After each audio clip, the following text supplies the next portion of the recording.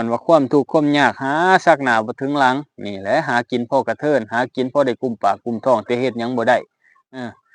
ส่ำนี่แหละเจ้ามารับฟังเบิ่งเนาะข้อยก็บ่ได้อยากดราม่าอิหยังมากมายบ่อยากให้พ่อแม่พี่น้องเพิ่นมาเบิ่งบทเศร้าคนลาวอิจฉากันหั้นน่ะบ่อยากมาเว้าเรื่องนี้หั้นนะแค่คลิปนี้ก็เป็นคลิปสุดท้ายเว้าสู่เพิ่นฟังเนาะ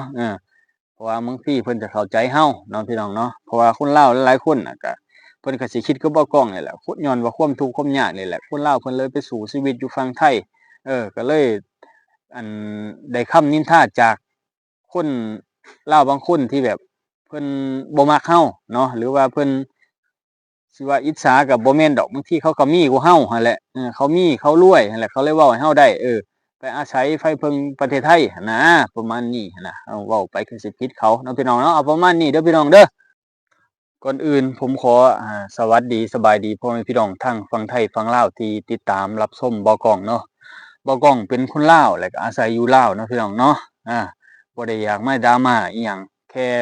ออกมาเว้าเรื่องความรู้สึกของเจ้าของเนาะเพราะว่า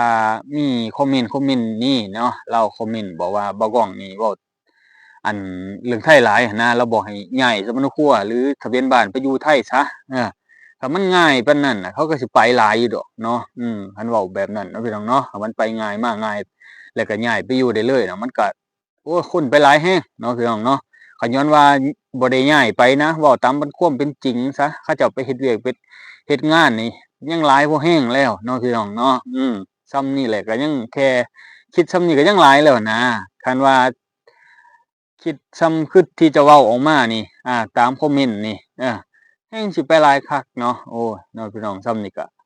ทางไทยเพิ่นก็ปวดหัวหลายแล้วเนาะพี่น้องเนาะเว้าตามความเป็นจริงก็ได้เนาะ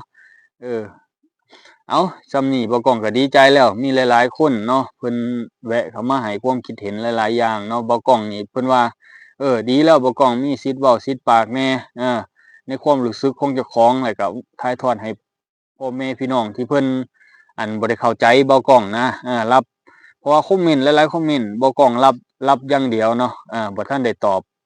ยังบ่ทันได้ตอบผู้ใดเพราะว่าอันหนึ่งเจ้าของก็เอาความรู้สึกเจ้าของที่มันมีมากหั้นนะมาออกอธิบายมันจั่งเห็นภาพได้นะพี่น้องถ้าว่าความรู้สึกเจ้าของที่มันบ่เห็นภาพแล้วมาเล่าสู่พี่น้องฟังแล้วเพิ่นสิบ่เห็นภาพตามเฮาเนาะพี่น้องเนาะคือเว้าเรื่องอันนี้คือว่าคนลาวหลายๆคนแหละถ้าว่าสิเว้าเรื่องประเทศไทยหรือว่าประเทศไทยมีอันนั้นอันนี้ดีซั้นจังซี้น่ะจะถูกแหน่จะเจอแหน่กับคนลาวแบบนี้เพิ่นจะมาเว้ากระแทกแดกดันใส่กันเนาะพี่น้องเนาะเพิ่นบ่ได้มาส่งเสริมกันได้แม่นอยู่บ้านเพิ่นเมืองเพิ่นเป็นจังซั้นจังซี้เฮาก็เบิ่งเอาหั่นแหละตัวอย่างตัวใดมันดีเฮาก็มาเฮ็ดมาปรับมาแก้อยู่บ้านเฮาอันนี้คือคำแนะนำแม่นแหละพี่น้องบ่กล้องก็ไปบอกไปเตือนเพิ่นบ่ได้เนาะแต่ว่าบ่กล้องก็ได้อธิบายให้เพิ่นฟังแล้วคลิปอะน่ะบ่ได้อยากมาดราม่าอิหยังดอกพี่น้องบ่กล้องก็ได้แค่อยากออกมาอธิบายเว้าสู่กันฟังเนาะถ้าว่าบ่ไปไทยบ่ฮู้ว่าสิไปไสคันว่าเฮ็ดเวียกเฮ็ดงานก็ได้พี่น้องเอ้ยเพราะว่าเกิดมาใหญ่มาก็คิดออกแต่ส่ำนี้เฮาว่าเฮ็ดอยู่บ้านก็พอได้แต่กินเนาะ ในครอบครัวสมมุติอยากเฮ็ดอยากสร้างคือข้อยเว้าหลายๆคลิปหั่นแหละเนาะอยากเฮ็ดอยากสร้างอยากได้เรือนได้ชานอยากได้สิ่งที่เฮาบ่เคยมีเพราะว่าเฮาก็มีครอบมีครัวเป็นของตัวของแล้วมีลูกมีเมียแล้วเนาะก็อยากออกเรือนออกชานแม่นบ่พี่น้องมันก็ต้องมีความคิดต้องดิ้นรนเฮ็ดหาเฮ็ดจั่งใดก็ได้ให้มันมี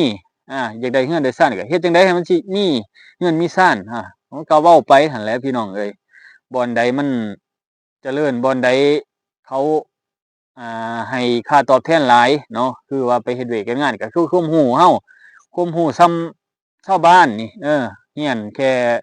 ม1ม2บ่จบซ้ำคือบ่กล้องก็ได้เนาะพี่น้องเนาะบ่จบซ้ำญ้อนว่าพ่อแม่หรือว่าครอบครัวเฮานี่แหละบ่ว่าพ่อแม่ดอกครอบครัวเฮาพอได้อยู่ได้กินได้อยู่ได้กินบ่ฮู้ว่า ส่ำใดหั้นนะอยู่กินก็คือความหมายหลายๆคนคืออยู่กินของบ่กล้องก็คือพอได้บ่ขาดบ่แคลนแนวอยู่แนวกินถือว่าเงินค่ำมันบ่มีก็ตามช่างเนาะเพราะว่าบ่กล้องนี่อยู่บ้านน้ำบ้านติดแม่น้ำคลองก็พอได้อยู่ได้กินเนาะหาปูหาปลาถ้าว่าสิขายก็บ่ค่อยได้ขายเพราะว่าหลายคนก็คือเขาเจ้าฮู้นั่นแหละพี่น้องว่าบ้านติดแม่น้ำคลองจะมี การหาปูหาปลาเป็นหลักอยู่แล้วเนาะพี่น้องเนาะต่างคนก็ต่างหากินไผมันเนาะก็บ่ค่อยได้ขายให้กันนอกจากเฮาก็เก็บมาดองไว้มาเฮ็ดปลาร้าปลาหยังปลาแดกนั่นแหละพี่น้องเอ้ยเนาะเก็บกินไว้ให้มันกุมปีพู้นแหละยามบ่มีแนวกินก็เอาปลาแดกนี่แหละมาปิ้งมาย่างจำแจ่วนี่พี่น้องเฮ็ดแจ่วแล้วก็เอาปลาแดกไปปิ้งไปหมกหั่นนะเฮ็ดปลาแดกตอนใหญ่ๆน่ะคือว่าแซ่บคักได้พี่น้องเอ้ยลวกผักจักหน่อยน่ะอันนั้นคืออาหารบ้านบ่าวกองเพราะว่าติดอยู่อันแม่น้ำคลองตรงข้ามกับเมืองอุบลจังหวัดอุบลเนาะพี่น้องเนาะจะอยู่ตรงข้ามกันบ้านบ่าวกองกับอันจังหวัดอุบลเนาะพี่น้องเนาะอำเภอเขมราชเด้อพี่น้องเด้อถ้าว่าผู้ใดอยากติดตามเบิ่งเนาะเพราะว่าอำเภอเขมราชก็เป็นอำเภอหนึ่งที่ดังคือกันเนาะมีเพลงอ้อมกอดเขมราชคือกันเนาะพี่น้องเนาะเป็นอำเภอที่ดังเพราะว่ามีจุดท่องเที่ยวหลายเนาะอำเภอเขมราชก็ได้หรือว่าจังหวัดอุบลเนาะพี่น้องเนาะมีสถานที่ท่องเที่ยวหลายคือกันเนาะนี่แหละพี่น้องเอ้ยบ่าวกล้องบ่ได้อยากออกมาดราม่าเด้อพี่น้องเด้อแค่เว้าความรู้สึกของเจ้าของบางคนเพิ่นก็ว่าเขามาอิจฉาเจ้าบ่าวกล้องเอ้ยเขาว่าอิจฉาเจ้าที่เจ้าได้ไปเฮ็ดเวียกงานไทยเพิ่นว่าแม่นพี่น้องอันนี้ก็ได้บางทีก็มันบ่แม่นจังซั่นบางทีเขาก็อยากเว้าให้เฮานี่แหละเขาก็สิบ่มักเราในบุคลิกเว้าโผงผางเว้าห้าวๆแบบนี้เนาะพี่น้องเนาะเขาก็อาจสิบ่มักเราในแบบที่บักนี้คือเบิ่งเป็นตาซังแท้บางคนเขาบ่มักก็สิประมาณนี้นะพี่น้องเอ้ยมันมีทางเลือกได้หันบ่มักก็คือเพิ่นอันเลื่อนผ่านเนาะพี่น้องเนาะมีคนเพิ่นฮักเพิ่นแพงเพิ่นก็เบิ่งบ่าวกล้องเพิ่นมาเว้าอิหยังปกติบ่าวกล้องก็บ่ค่อยเอามาเว้าก็ได้ปกติว่าบ่าวกล้องอยากเปลี่ยนวิธีถ่ายคลิปถ่ายหยังว่าจะบ่ออกมานั่งเว้านั่งคุยแบบนี้เนาะพี่น้องเนาะว่าสิถ่ายวิถีชีวิตบ้านๆเฮานี่แหละให้ถ่ายทอดให้พ่อพี่น้องเพิ่นเบิ่งทางเพิ่นอยู่ต่างประเทศหรือเพิ่นอยากมาเบิ่งวิถีชีวิตบ้านเฮาเพราะว่าอันนี้มันก็เป็นวิถีชีวิตบ้านเฮาที่บ่าวกล้องอยากถ่ายทอดอันนี้ก็วิถีชีวิตบ้านเฮาคือกันที่บ่าวกล้องเว้าให้ฟังก็ได้เนาะที่วิถีชีวิตแบบเจ้าของไปอยู่ประเทศไทยไปทำมาหากินอยู่ประเทศไทยไปหาเงินอยู่ประเทศไทยมาเฮ็ดมาสร้างนะพี่น้องมันจะมี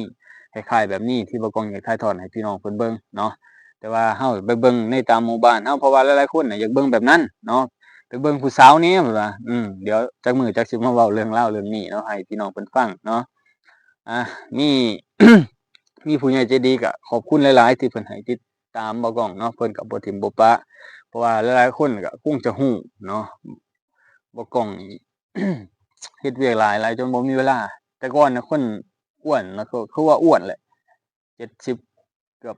80กิโลเนาะพี่น้องเนาะ79กิโลอืมแต่ก่อนนะปัจจุบันนี้เหลือประมาณ60กว่าเนาะคือว่าจุดผอมลงแรงญ้อนว่าเจ้าของเฮ็ดเวียกหลายเนาะพี่น้องเนาะบางคนก็สิเห็นบ่กล้องขาดหายไปเกือบบ่แม่น2เดือนเพราะว่า2เดือนเนาะพี่น้องเนาะ2เดือนที่บ่ได้ทำการแบบถ่ายคลิปเนาะพี่น้องเนาะบ่ได้มาเว้ามาจมให้พี่น้องเพิ่นฟังเออ บางคนก็ถามหาเนาะเพราะว่าโดนๆเทื่อพี่น้องบางทีก็พี่น้องเข้าไปติดตามในอันแฟนเพจบ่กล้องนำเด้อบางเทื่อบ่กล้องลงคลิปเด้อพี่น้องฝากหน่อยเด้อพอได้มีรายได้ทางอันนี้ฝากหน่อยเด้อพี่น้องเด้อเพราะว่าบ่กล้องก็ลงคลิปสั้นคลิปวิถีชีวิตเพราะว่าเน็ตอยู่บ้านมันบ่แรงเนาะพี่น้องลงคลิปยาวมันใช้เวลาเกือบ3ชั่วโมงนะเบากล้องลงคลิปแถมของบ่ได้เฮ็ดได้หาอิหยังนะเพราะว่าเฮ็ดแต่เวียกก็คือมันบ่มีรายได้นะพี่น้องเฮ็ดแต่เวียกมันบ่มีรายได้เฮ็ดเวียกแบบเฮาเฮ็ดเวียกแบบมันออกหมากออกผลในอนาคตพู้นหั้นนะพี่น้องคือปลูกยางก็ได้คือปลูกมันก็อนาคตก็ปีหน้าพู้นแหละอนาคตปีหน้านะอนาคตปีหน้าปลูกมันก็บ่ฮู้ว่ามันสิได้ส่ำใดน่ะได้แต่พอกินสมมุติเฮาเก็บกู้เองนะขวดเองสมมุติมันบ่ได้มีรถอันไถเก็บมันเด้อพี่น้องบ่ได้ไถคือบ้านบ่าวกล้องอันนี้คือบ้านเมียบ่าวกล้องเนาะคือเพิ่นยังเป็นวิถีบ้านนอกอยู่บ้านนอกบ้านนาอยู่เนาะพี่น้องเนาะคือยังไกลความเจริญอยู่หลายเนาะพี่น้องเนาะถึงว่าจะมีหนทางดำตัดแทรกแต่ว่าแค่เป็นทางผ่านของอันการขนส่งนั่นนี่ในเพิ่นจะลำเลียงสินค้าหรือหยังเนาะพี่น้องเนาะที่เพิ่นวางแผนไว้เนาะบ่าวกล้องก็เข้าบ่ถึงในจุดๆนี้เนาะเพราะว่าเฮาก็มาเว้าแต่มุมของเฮาเรื่องของอันคนไทย คนลาวใช้ชีวิตจังไดเป็นจังไดเนาะพี่น้องเนาะมันก็เป็นลักษณะแบบนี้วิถีชีวิตคนลาวคนไทยเฮาอยู่นำกันนะทุกมื้อนี้เนาะพี่น้องเนาะเพราะว่าบ่กล้องก็เบิดทางไปคือกันก็ต้องไปฝั่งไทยเนาะเบิดทางไปก็ไปฝั่งไทยกับเมียนี่แหละพากันวางแผนไว้เนาะเบิดทางไปแล้วก็ไปฝั่งไทยผู้ใดอยากให้ย้ายก็สิย้ายย้ายไปฝั่งไทยแต่บ่ได้ย้ายเบิดครอบเบิดครัวเด้อเพราะว่าที่ทางเฮาก็อยู่บ้านอา เพราะว่าบั้นปลายชีวิตเฮาก็ต้องมาอยู่บ้านอยู่เมืองเฮาเพราะว่าเฮาก็บ่ได้แคร์ดอกคำคนน่ะบ่ได้แคร์ดอกแค่ว่าเฮาก็อธิบายเว้าสู่เพิ่นฟังซื่อๆในความรู้สึกของเฮาเป็นหยังเขาคือไปอยู่ประเทศไทยอาต้องมาฟังเรื่องราวเรื่องนี้ก่อนเนาะญ้อนว่าความทุกข์ความยากหาซักหน้าบ่ถึงหลังนี่แหละหากินพอกระเทินหากินพอได้กุมปากกุมท้องแต่เฮ็ดหยังบ่ได้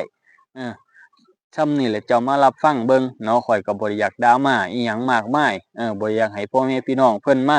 เบิ่งบทเศร้าคนลาวอิจฉากันหั้นน่ะบ่อยากมาเว้าเรื่องนี้หั้นนะแค่คลิปนี้ก็เป็นคลิปสุดท้ายเว้าสู่เพิ่นฟังเนาะ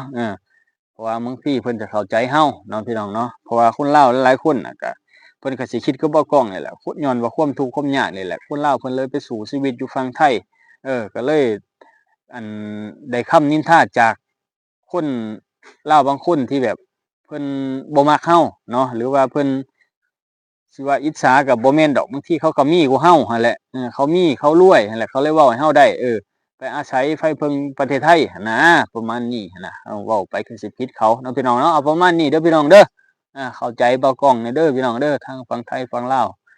ติดตามวิถีชีวิตเดี๋ยวพาไปเบิ่งนั่นเบิ่งนี่ในวิถีชีวิตเฮานี่แหละบ่ได้ไปทางใดดอกเบากล้องอยู่แต่ในหมู่บ้านนี่แหละเพราะว่ามื้ออื่นเช้านี่ก็สิไปไถนาเฮ็ดฮวดตกก้าพี่น้องเอ้ย